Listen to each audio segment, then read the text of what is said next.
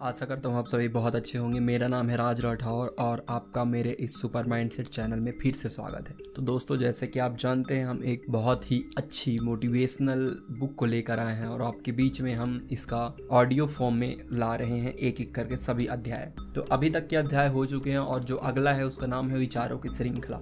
तो चलिए दोस्तों, शुरू करते हैं।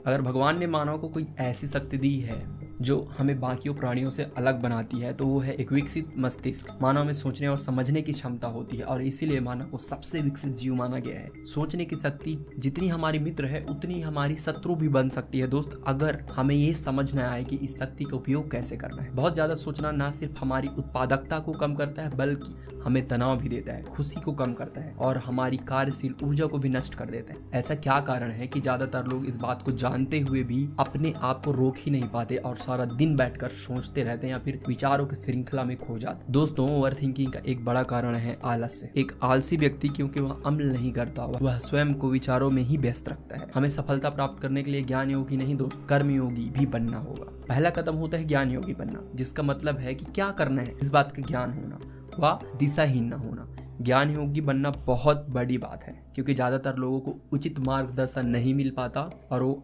गलत दिशा में चले जाते हैं, गलत दिशा में अपना ऊर्जा लगा देते हैं। अगर आपको एक शहर से दूसरे शहर में जाना है तो आपको यह ज्ञान होना बहुत ही जरूरी है कि आपको किस दिशा से जाना है, और यही ज्ञान योगी है। आपको पूरा रास्ता मालूम होना चाहिए, यही ज्ञान योग्य है। यह ज्ञान आपको भटकने नहीं देगा, पर यह ज्ञान मात्र ही आपको वहाँ आपके लक्ष्य तक नहीं पहुँचाएगा। ये काफी नहीं है, आपको इसके लिए चल कर या फिर गाड़ी से वहाँ जाना होगा। आपका ये कर्म हो गया और इसे ही कहते हैं कि कर्मयोगी होना। कई बार लोग सवाल करते हैं कि मोटिवेशन काम क्यों नहीं करता। इस बात को समझना जरूरी है कि मोटिवेशन के भी कई स्तर होते हैं। एक मोटिवेशन सिर्फ विचारों से आता है। आपने किसी की बात सुनी, पढ़ी या फिर आपको अच्छी लगी तो आप मोटिवेट हो गए, जैसे कि यूट्यूब में ज्यादातर होता है। अगर आपका मोटिवेशन सिर्फ यहीं तक सीमित है तो बहुत क्षणिक रहेगा, शायद एक दिन ही जाएगा। ऐसा इसलिए क्योंकि सिर्फ ज्ञान योगी था ये। जब आप ज्ञान को कर्म में बदलेंगे और उसके सकारात्मक नतीजे देखेंगे तब मोटिवेशन अधिक स्थायी होगा, क्योंकि यह कर्म योग से आया है। मैं चलिए आपको एक उदाहरण देकर समझाता हूँ। एक बार दो सगे भाई दोनों बेरोजगार थे। दोनों बार बार नौकरी के लिए इधर से उधर दर बदर भटकते थे। एक दिन शहर से उनका एक बचपन का मित्र आया। वह मित्र शहर में होटल चलाता था और एक कारोबारी भी था। उसने उन दोनों से कहा, आप दोनों भाई एक छोटा मोटा व्यवसाय क्यों नहीं कर लेते। उसने उन दोनों भाइयों को एक पाव भाजी की दुकान लगाने की पूरी सलाह दी। उन्हें पूरी जानकारी समझ तो आई कि व्यापार किस लिए करना है। यह भी कहा कि आप नौकरी से ज्यादा इसे कमा सकते। दोनों भाइयों को उसकी बात काफी अच्छी और प्रेरणादायक लगी। दोनों भाइयों ने उनका धन्यवाद करके उनको रवाना किया। दोनों भाई अब बहुत उत्साहित थे। उन्हें कुछ ऐसा ज्ञान मिला था जो पहले कभी नहीं मिला था। कभी उन्हें कारोबार करने के बारे में किसी ने बताया ही नहीं था। वो उनका मानसिक दायरा सिर्फ एक छोटी सी नौकरी तक ही सीमित था और दोनों अलग अलग दिशाओं में सोचने लगे। बड़े भाई ने कुछ दिनों तक दुकान लगाने का विचार किया। वो रोज पेड़ के नीचे बैठकर भविष्य का जीवन कैसा होगा इस चीज में विचार करता था। कुछ दिनों बाद उसके मन में यह ख्याल आने लगे कि क्या होगा अगर व्यवसाय नहीं चला। क्या लोग आएंगे मेरी दुकान पर? क्या मैं ठीक से व्यंजन बना पाऊंगा? कहीं पैसा ना डूब जाए। नौकरी ही अच्छी है, देर से सही पर मिल ही जाएगी। यह सब विचार उस पर हावी होने लगा। वह चाहकर भी अब हिम्मत नहीं जुटा पा रहा था कि व्यवसाय वह शुरू करे। उसके जीवन में कोई परिवर्तन नहीं आया दोस्त, और उसने सब भाग्य पर छोड़ दिया और जैसा चल रहा था वैसा चलने दिया। अब बात करें छोटे भाई की, तो छोटा भाई भी उसके मित्र के जाने के बाद काफी उत्साहित था। उसने भी सोचना शुरू किया और सोचा कि क्यों ना शहर जाया जाए और एक चक्कर लगाया जाए, देखा जाए कि कोई उपयुक्त स्थान तो ऐसा है जहाँ पर मैं दुकान लगा सकूं। वहां पर वो शहर गया और एक मंदिर के पास एक छोटा सा जगह देख के आया और उसके आसपास खाने पीने की कोई दुकान नहीं थी। अब उसे एक आशा की किरण दिखने लगी। उसे लगा मानो यही सबसे अच्छी जगह है। उसके अंदर एक यह डर था कि व्यंजन कैसे करेगा, खुद बना पाएगा क्या।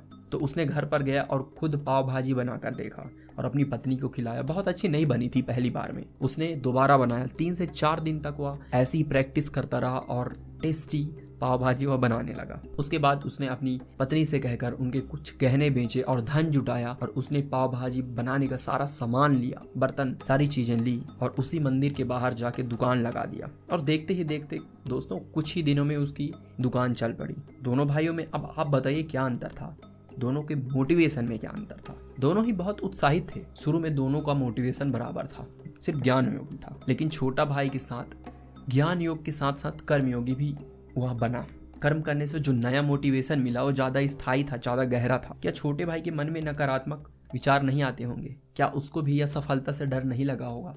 क्या भविष्य की चिंता उसे नहीं सताई होगी? निश्चित रूप से हुई होगी, लेकिन जो नई चेतना कर्मयोगी बनने पर मिलती है वो हर नकारात्मकता को दबा देती है। ऐसी चेतना जब आती है तो व्यक्ति जब तक कार्य पूरा न कर ले वह रुकता नहीं है। व्यक्ति में मानो एक दबा हुआ ज्वालामुखी होता है जो अचानक फटकर बाहर आने के लिए बेताब हो जाता है। एक ऐसी ऊर्जा आ जाती है जो फिर समाप्त नहीं होती। सिर्फ ज्ञान योगी नहीं, कर्मयोगी भी बनो, आलस को त्यागो दोस्त। सिर्फ ज्ञान योगी होने से इस स्तर का मोटिवेशन नहीं आ सकता, और कुछ ही दिनों में जब आपका मोटिवेशन खत्म हो जाएगा तो आप निराश हो सकते और आपको ऐसा लगता है कि वह कार्य करने की क्षमता ही नहीं है आपके पास। चलिए मैं अब आपको एक स्टूडेंट की कहानी सुनाता हूँ जो कि एक प्राइवेट बीमा कंपनी में काम करता था। जब वह यह कंपनी में नया नया गया तब वह बहुत शर्मीला था, बहुत संकोची स्वभाव का था। उसे कॉल सेंटर का काम दिया गया था और उसका मित्र भी इसी कंपनी में सेल्स टीम में था। सेल्स टीम वालों को बीमा की पॉलिसी ग्राहकों को बेचने पर बहुत अच्छी खासी कमीशन मिलता है, इसलिए वहाँ लोग अच्छा कमा लेते हैं। परंतु उसका भी मन था कि वो भी सेल्स टीम में चुने जाए और वो अभी मैनेजर को आवेदन दे, परंतु उसमें आत्मविश्वास की इतनी कमी थी कि किसी से बात करने के लिए भी वो सोचता था तो पसीने छूट जाते। किसी ग्राहक से बात करके उसे विश्वास दिला के पॉलिसी बेचना तो बहुत दूर की बात थी। उसका दोस्त जो सेल्स टीम में था उसने उसे मोटिवेट किया कि तुम यहाँ कर सकते हो, परंतु वह हिम्मत नहीं जुटा पाया। उसने कुछ किताबें पढ़ी जो कि सेल्स में थे, सेल्स कैसे करना है करके उसका मन थोड़ा मजबूत हुआ। उसने अपने दोस्त से आग्रह किया कि जैसे ही ऑफिस से शाम को आता है और ग्राहक के पास जाता है तो उसे भी साथ ले जाए। उसका दोस्त उसकी मदद करने के लिए तैयार हो गया और जब शाम आया तो शाम को दोनों साथ में चले गए। ऐसे ही करते करते 10 से 15 दिन वह साथ साथ गया। अब उसे भी लगने लगा था कि वह भी पॉलिसी बेच सकता है। फिर एक दिन अपने दोस्त के साथ गया और उसने अपने दोस्त को कहा कि मैं बोलूंगा, आप चुप रहिएगा और जब लगे कि मैं कुछ गड़बड़ कर रहा हूं तब आप संभाल लेना। उसने ग्राहक को पूरी व्याख्या अकेले दी। अपनी पहली सेल उसने कर दी। अगले ही दिन जब वो मैनेजर से मिलने गया तो उसके चेहरे पर एक अलग ही तेज था, कॉन्फिडेंस था। अब वह यह नहीं सोच रहा था कि सेल्स टीम में मैं नौकरी कर पाऊंगा या नहीं। अब तो वह यह सोच रहा था कि 100 पॉलिसी बेचूंगा 1 महीने में या फिर 200। दोस्तों, हमारे सोचने का स्तर तभी बढ़ता है जब हम कर्मयोगी होते हैं, और अगर हम कार्यशील नहीं होते हैं तो हमें अपने ऊपर पहले से ही संकोच होता है और वह गहरा होने लगता है और हम अपने सपनों के साथ समय के साथ खुद ही संकुचित हो जाते हैं। जब भी आप कार्य करते हैं तो पहले विचार आता है, उसके बाद ही हम कार्य करते हैं, यानी कि हमारे विचार ही बाद में जाकर हमारे कर्म बनते हैं। तो ज्ञान योगी बनने से फायदा यह है कि आपके विचार फिल्टर हो जाते हैं, आपको एक दिशा मिल जाती है। लेकिन सिर्फ ज्ञान योगी बने रहने से ही आप ज्यादा दूरी तय नहीं कर पाएंगे। भगवान बुद्ध ने कहा है कि आपका सबसे बड़ा ताकतवर शत्रु भी आपका उतना नुकसान नहीं कर सकता जितना आपके बेलगाम विचार कर सकते हैं। अंतहीन विचार जब आते हैं तो आपका समय व्यर्थ होता है। अक्सर हमें यह लगता है कि कंपटीशन बहुत ज्यादा है, भीड़ बहुत है, जिनमें हम प्रतिस्पर्धा कर रहे हैं वो हमारे जीवन में आगे बढ़ने से रोक रहे हैं। लेकिन एक बात सोचिए कि जब आप पढ़ने बैठते हैं, आपके सामने किताब खुली है तो आपको दुनिया की कौन सी चीजें हैं जो रोक रही हैं? आप खुद ही दुनिया की इधर उधर की चीजें सोचते हैं। आपको आगे बढ़ने से कौन रोक रहा है? यह तो आपकी खुद से जंग है दोस्त। दूसरे कितने लोग आपसे मुकाबला कर रहे हैं इसका कोई फर्क नहीं पड़ता। ओवर थिंकिंग का एक बड़ा कारण यह भी है कि आपको यह पता ही नहीं चल पाता कि सोचते हुए रुकना कहाँ पर है। वह कौन सी लकीर या फिर बिंदु है जहाँ पर आपको रुक जाना है, कहाँ गहन में जाना है और कहाँ नहीं। दोस्तों, गहराई से सोचने में भी एक खूबसूरती है, लेकिन गहराई में वहीं जाना चाहिए जहां आपको कुछ हासिल हो। जैसे एक तैराक मोती की खोज में समुद्र की गहराई में जाने से कभी नहीं हिचकिचाता है। चलिए मैं आपको एक उदाहरण, मान लो आपके कमरे में एक दीवार है जिस पर आपकी नजर अक्सर रहती है। उस दीवार में कुछ दरारें हैं और उन दरारों को घूरने से आपको ऐसा लगता है कि वहाँ कोई चेहरा है, और जैसे जैसे आप देखते जाते हो चेहरा एक साफ होता जाता है और अच्छे से उभर कर आता जाता है। आपको ऐसा लगता है। अगर आप उस पर और सोचने लगेंगे तो शायद आपको मन करेगा कि क्यों ना इस चेहरे को खोजा जाए। क्या वास्तव में इस चेहरे का कोई व्यक्ति जिंदा है? अगर आप कमजोर दिल के हैं तो हो सकता है आपको डर लगने लगे और आप दीवार की तरफ ही देखना बंद कर दे। कहीं इस चेहरे में कोई मायावी शक्ति नहीं है, ऐसा कुछ सोचने लगे। रात को अगर आप घर में अकेला होंगे तो वो शख्स बाहर ना निकल जाए, ऐसा कुछ सोचने लगेंगे। क्या यह मुझसे कुछ कहना चाह रहा है, कुछ बातें करना चाह रहा है, या फिर कुछ भी? ये सभी चीजें आपके मस्तिष्क में आना शुरू हो जाएगा। यह तो मैंने आपको एक सिर्फ उदाहरण देकर समझाया है कि ज्यादा और बेवजह सोचने से क्या हो सकता है। इसके विपरीत अगर आप औसत सोच वाले व्यक्ति होते तो शायद इस तरह के विचार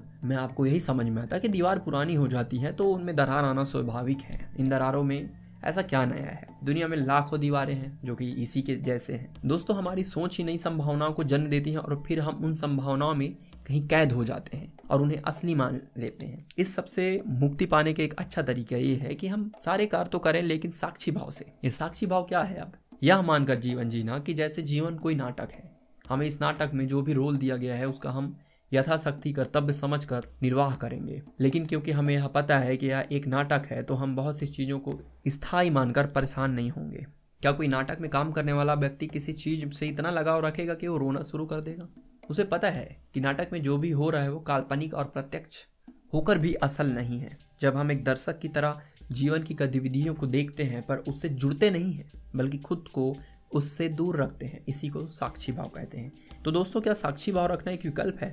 अगर हम साक्षी भाव नहीं रखते तो हर चीज़ को हम बहुत ज़्यादा ही सीरियसली लेने लगते हैं। अगर आपका कोई मित्र आपको गाली देता है और आप पर चिल्लाता है, आप उसकी ओर देखेंगे और सोचेंगे कि जैसे कोई नाटक चल रहा है, तो उस नाटक में आप दोनों मित्र हैं और उस नाटक में वो आप पर चिल्ला रहा है या विचार आते ही आप बहुत हल्का महसूस करेंगे, पूरा तनाव गायब हो जाएगा। सिर्फ एक साक्षी भाव अपना कर देखिए, आप अपने जीवन को पूरी तरह से परिवर्तित कर सकते हैं। साक्षी भाव का अर्थ परिस्थितियों से दूर भागना नहीं है, परंतु परिस्थितियों को अपने ऊपर दुष्प्रभाव ना छोड़ पाने देना है। अगर साक्षी भाव नहीं होगा तो आप अपने मित्र पर उल्टा चिल्लाएंगे, आपको क्रोध आएगा, आपकी मित्रता खराब होगी, इससे उत्पन्न होगा। इतना ही नहीं, आपके कई दिन कटुता के बारे में सोचते हुए भी व्यर्थ हो जाएंगे। संत ओशो ने साक्षी भाव का एक अच्छा उदाहरण दिया था।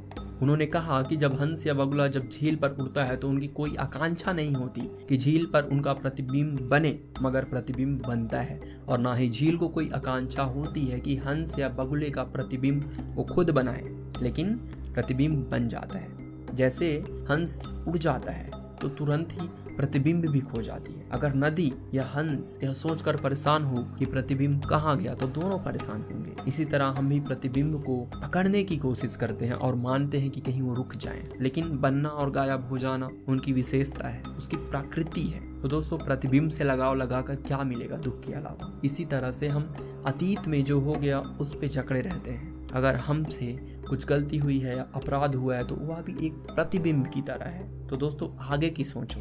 हम बहुत सारा समय सिर्फ अतीत में जो हुआ उस बारे में हो सकता है सोचते रहें और समय बिता दें, और इसी वजह से कई लोग अतीत को छोड़ भी नहीं पाते, उससे मुक्त नहीं हो पाते और अपनी सफलता को रोक कर रखते हैं। तो दोस्तों का ये जो अध्याय है इतना ही था। मिलता हूँ मैं आपको अगले अध्याय में, तब तक के लिए बढ़ते रहिए, खुश रहिए। This is Raj Rathore sign.